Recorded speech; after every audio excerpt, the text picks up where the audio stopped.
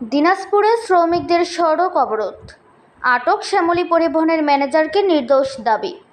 দিনাজপুরে শ্যামলী পরিবহনের এক ম্যানেজারকে পুলিশি জিজ্ঞাসাবাদের জন্য আটকের ঘটনাকে কেন্দ্র করে বিক্ষোভে নেমেছেন দিনাজপুর জেলা 1167 মোটর পরিবহন শ্রমিক ইউনিয়নের সদস্যরা। সোমবার রাতে তারা দিনাজপুর কোতোয়ালি থানার সামনে এবং থানা মোড়ের উভয় পাশে সড়কে ব্যারিকেড দিয়ে অবরোধ কর্মসূচি পালন করেন। শ্রমিক নেতাদের দাবি, সাভার থানার একটি হত্যা মামলার পলাতক আসামির সঙ্গে কথোপকথনের সূত্র ধরে আটক করা হলেও সংশ্লিষ্ট ম্যানেজার নির্দোষ। তারা তার নিঃশর্ত মুক্তির দাবি জানিয়ে সড়ক অবরোধ করেন। এ সময় এলাকায় যান চলাচল ব্যাহত হয় এবং সাধারণ যাত্রীদের দুর্ভোগে পড়তে হয়। বিসমিল্লাহির রহমানির রহিম। আমার নাম মোহাম্মদ আলামিন, আমি সাভার থানায় কর্মরত। আমাদের সাভার থানায় মামলা নম্বর 50 তারিখ 13/5/2026 ধারা 302 34 ধারায় একটি মামলা রুজু হয়। এটি হচ্ছে আব্দুল মান্নান হত্যা মামলা। এটা ঢাকা সাভার থানার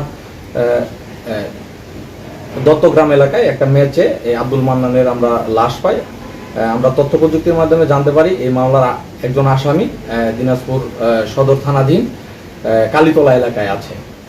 কালীতলা এলাকায় আমরা দিনাজপুর সদর থানার ওসি স্যার বরাবর স্যারকে আমরা একটা রিকুইজিশন দিলে স্যার আমাদের একটা পার্টি দেয়। স্যারের পার্টির সহযোগিতায় এবং স্যারের পার্টি যে ভদ্রলোক, ওনার নাম হচ্ছে ফজলে রাব্বি, উনি শ্যামলী কাউন্টারের ফজলে হক, উনি শ্যামলী কাউন্টারের ম্যানেজার ছিলেন।